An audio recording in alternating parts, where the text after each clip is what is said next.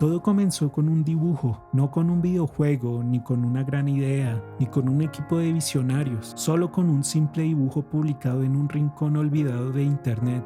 Uno de esos lugares donde las buenas ideas no nacen, sino que tropiezan, sangran y con suerte sobreviven. Y no exagero, Hataba Shoujo, esa novela visual de la que muchos hablan con respeto y otros con un poco de culpa, nació del rincón menos probable posible, de un foro anónimo, caótico y lleno de ironía.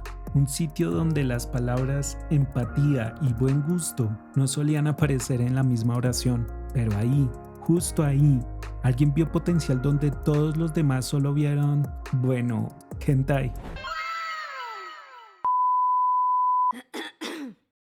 Todo comenzó en el 2006, una época dorada para el internet raro. YouTube apenas gateaba, las redes sociales eran un experimento y 4chan era el infierno.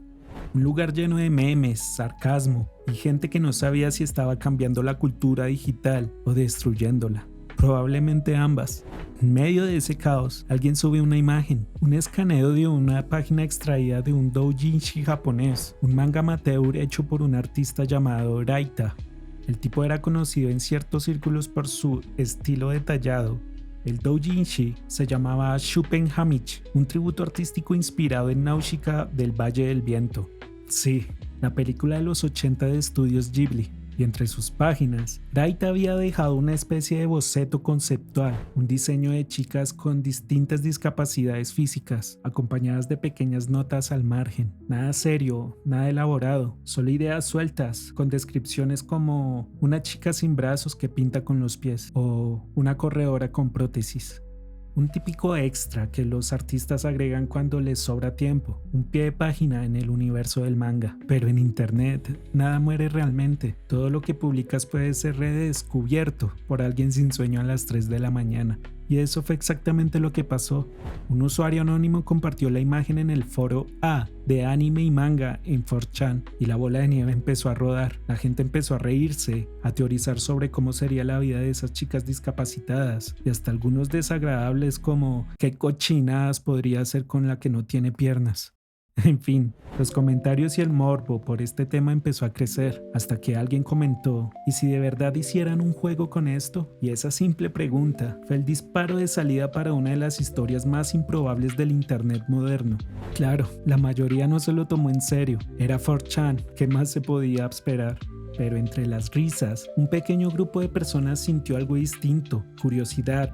Querían ver si era posible convertir esa idea, esa broma, en algo más grande. Y así nació Hataba Shoujo, un nombre que, por cierto, ya traía polémica incorporada. Hataba en japonés es un término despectivo para referirse a personas con discapacidad. O sea, imagina anunciar tu proyecto con un título que ya suena ofensivo desde la portada. La mitad de internet levantó una ceja y la otra mitad dijo, esto va a ser un desastre. Y sin embargo, algo empezó a tomar forma. Pero para entender este milagro, porque sí, lo fue, hay que ver de dónde viene toda esa cultura. En Japón, las novelas visuales ya eran una tradición establecida. Largas historias interactivas con arte estático, música suave y muchas rutas románticas, a veces tiernas, a veces explícitas. Un género que combina literatura, anime y juegos de citas y que para el público occidental seguía siendo una rareza. La mayoría de esas novelas están escritas por japoneses, ambientadas en Japón y destinadas a japoneses. Nadie en su sano juicio podría creer que un grupo de foreros occidentales, sin experiencia, sin estudios y con más memes que neuronas, pudieran hacer una de estas cosas.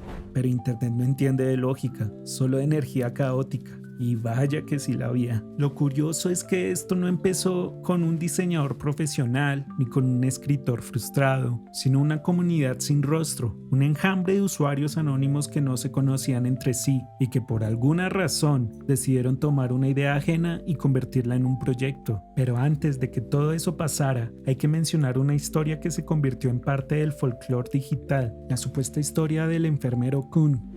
Según los relatos que circularon en los foros, Supuestamente un usuario llamado Enfermero Kun apareció contando que trabajaba en un hospital y que una de las pacientes, una niña pequeña, habría perdido casi todas sus extremidades en un accidente. La llamó Amputada-chan, así, sin filtros, como solo 4chan sabría hacerlo. Al principio la gente reaccionó como cabría de esperar, con burlas, memes y una tonelada de humor negro.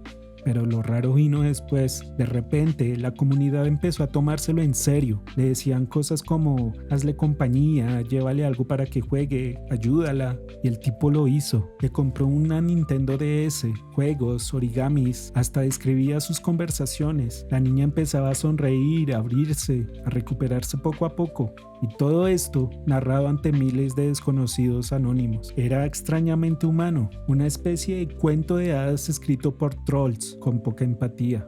Y lo más loco de todo es que la gente lo siguió, querían saber más, esperaban las actualizaciones como si fuera una serie, pero un día, Enfermero Kun simplemente desapareció, sin final, sin aviso, sin cierre, solo silencio.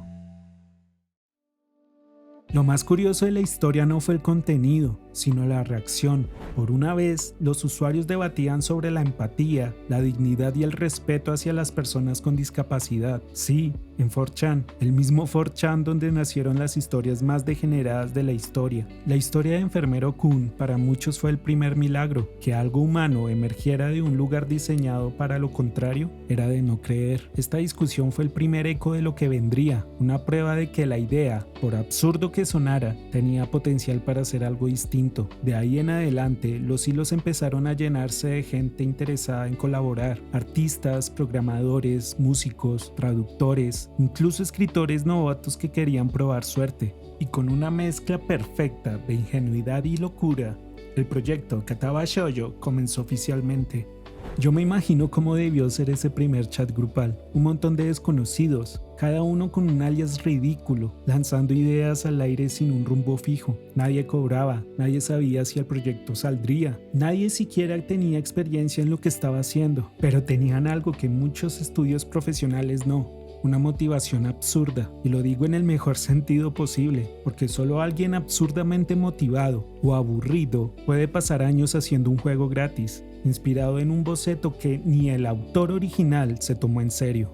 Usaron Rempi, un motor gratuito diseñado para novelas visuales, básicamente la versión hazlo tú mismo de los juegos de citas, ideal para quienes tienen ideas pero no presupuesto, perfecto para este grupo. El equipo empezó a crecer, primero fueron unos pocos anónimos en un hilo, luego un servidor de IRC, más tarde un grupo organizado con nombre 4Leaf Studios, una referencia al trébol de 4 hojas, símbolo de suerte, y vaya que sí iban a necesitarla. Durante meses se dedicaron a escribir las rutas de las chicas, a definir personalidades, a diseñar entornos. El concepto era simple pero delicado.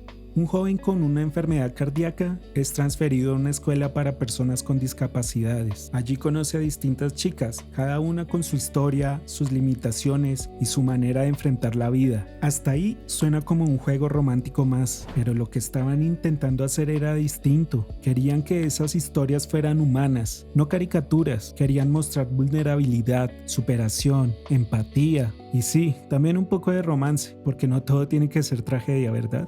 El problema era que no todos en el equipo pensaban igual. Algunos querían un enfoque más serio y emocional, otros algo más ligero y cercano al humor, y otros, bueno, querían exactamente lo que esperas de 4chan, historias degeneradas. Y eso generó conflictos, peleas, reescrituras, abandonos. Hubo drama, mucho drama, y lo más impresionante, todo ese drama quedó registrado en foros, logs y archivos que hoy son parte de la arqueología digital de Internet. Imagínate el panorama, un grupo de foreros anónimos dispersos por el planeta con diferentes zonas horarias, diferentes ideas y en algunos casos con diferentes niveles de cordura, intentando terminar un proyecto ambicioso sin cobrar y con la presión de todo Internet encima. Es como tratar de armar un rompecabezas mientras todos los demás gritan consejos contradictorios. Hazlo más romántico, no, más trágico, que tenga escenas subidas de tono, que no las tenga. Y entre tanto ruido, alguien en el equipo tenía que mantener el rumbo. El líder original del proyecto, un usuario conocido como Aura, fue quien trató de mantener la calma. era como el capitán de un barco hecho con cinta adhesiva y esperanza. Pero incluso él sabía que no todos iban en la misma dirección. A lo largo del desarrollo, el grupo se dividió en pequeñas facciones y, como les había contado antes, algunos querían que el juego explorara la discapacidad desde un punto de vista realista y empático.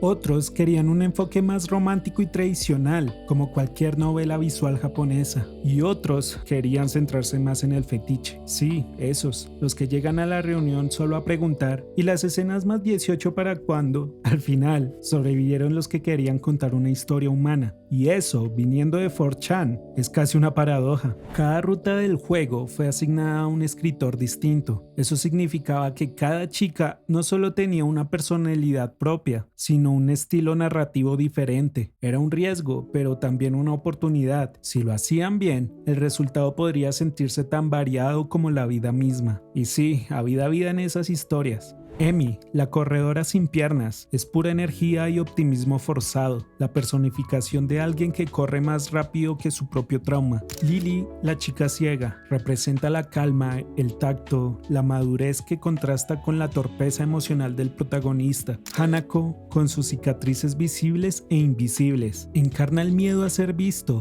a la ansiedad de existir cuando tu cuerpo se convierte en una historia que los demás interpretan por ti. Rin, la artista sin brazos, es casi un poema confuso con piernas. Habla raro, piensa diferente y a veces parece más un espejo que un personaje. Y finalmente, Shizune, la chica sordomuda, competitiva, decidida y, con ironía del destino, líder de su clase. La única que logra hacer ruido sin decir una palabra. Cada historia tenía su tono, su ritmo y su mensaje. Aunque el juego se presentaba como un romance con chicas discapacitadas, el verdadero tema no era ese. Era cómo las personas enfrentan sus limitaciones físicas, emocionales o sociales, y qué significa amar cuando te cuesta incluso aceptarte a ti mismo. Por eso, Kataba Shoujo terminó siendo algo más profundo de lo que nadie esperaba, incluso sus propios creadores. Pero el camino hasta ahí fue cualquier cosa menos romántico. El desarrollo fue lento, extenuante y por momentos casi suicida. Hubo renuncias, filtraciones, discusiones internas, bloqueos creativos, crisis existenciales. Hubo incluso un momento en que el proyecto casi muere. Algunos miembros abandonaron, convencidos de que jamás lo terminarían. Y sin embargo, los que quedaron siguieron, porque cuando llevas años invirtiendo tu vida en algo que nació como una broma, dejarlo morir ya no es una opción, es renunciar a tu propio sentido del absurdo. Y nadie quería darle la razón a los que decían, eso nunca pasará de una demo. Después de 5 años de desarrollo, el milagro finalmente ocurrió. En enero del 2012, Kataba Shoujo fue lanzado gratuitamente, cualquiera podía descargarlo y el internet explotó. Los foros se inundaron de reseñas y los videos de YouTube empezaron a aparecer por todas partes. Gente riendo, llorando, debatiendo. Muchos llegaban por curiosidad o por morbo y terminaban quedándose por la historia. Lo que encontraron no fue un juego de citas común, fue una experiencia emocionalmente compleja, un espejo digital donde los jugadores se enfrentaban, sin darse cuenta, a sus propias inseguridades.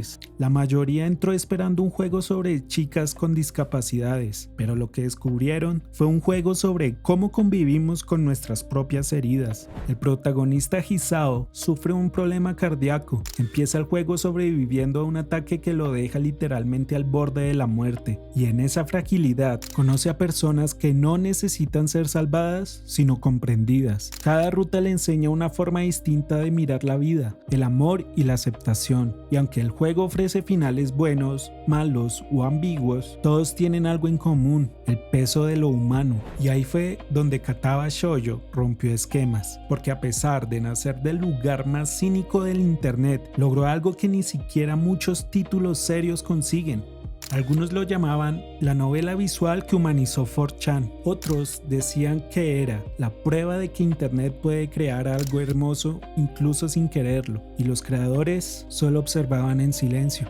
Porque, fieles a su origen anónimo, los miembros de 4Left Studios nunca se atribuyeron públicamente la fama. Después del lanzamiento, simplemente se desvanecieron. Así de simple, publicaron el juego, agradecieron y desaparecieron. Ni secuela, ni actualización, ni nada. Solo dejaron una nota de despedida. Gracias por jugar. Y eso fue todo. dejando atrás algo que nadie esperaba, una obra que, en su propia imperfección, tocó a millones de personas. Y lo más irónico es que Eraita, el artista japonés que sin querer inició todo, apenas comentó el tema. Solo dijo que le parecía interesante que su idea haya inspirado algo tan distinto. Nunca reclamó derechos ni pidió dinero. Solo sonrió, vio el fenómeno desde lejos y siguió dibujando chicas raras. Kataba Shoujo no fue solo una novela visual, fue un espejo cultural, una muestra de que el arte puede surgir del caos, del cinismo o incluso del anonimato, y que a veces lo que empieza como una broma puede terminar siendo un manifiesto sobre humanidad, porque el juego al final no te pide que sientas lástima por nadie, te pide que mires de frente la vulnerabilidad, sin adornos, sin excusas, que veas que todos somos de alguna forma un poco rotos, y que amar no es arreglar a alguien, sino acompañarlo mientras aprende a vivir con sus grietas. Así que sí, Kataba Shoujo nació del rincón más oscuro de internet, pero al final iluminó algo que todos compartimos: el miedo,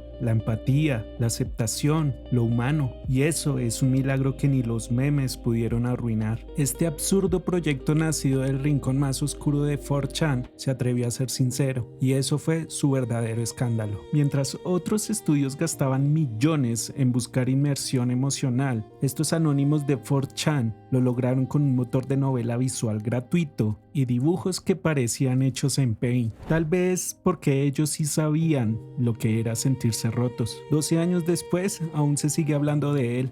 Este pequeño proyecto amateur sigue vivo, sin actualizaciones, sin DLCs, sin nada, solo por lo que provoca. Eso, gente, es inmortalidad digital. A veces me gusta pensar que todos tenemos un poco de Kataba Shoujo, no porque seamos especiales, sino porque todos tenemos algo que no funciona como debería, y aún así seguimos buscando amor, sentido o un botón de continuar. Tal vez eso es lo que el juego intentaba decir, que no hay redención perfecta ni final feliz garantizado, solo momentos de conexión entre personas igual de defectuosas. Y si eso no es humano, entonces no sé qué lo es.